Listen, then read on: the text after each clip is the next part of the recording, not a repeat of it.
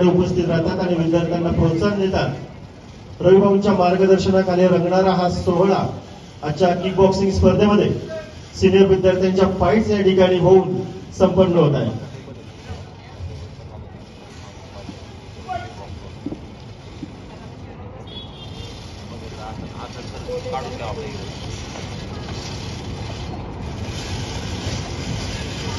यावर्षी वाको अंतर्गत दिल्ली या ठिकाणी झालेल्या इंटरनॅशनल स्पर्धेमध्ये आपल्या समोर जे फाईट खेळत आहेत,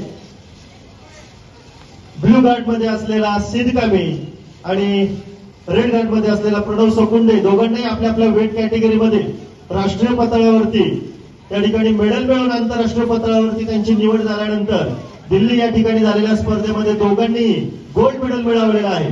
त्यांची या ठिकाणी फाईट होती। टाळ्या वाजवून त्यांना प्रोत्साहन द्यायचंय।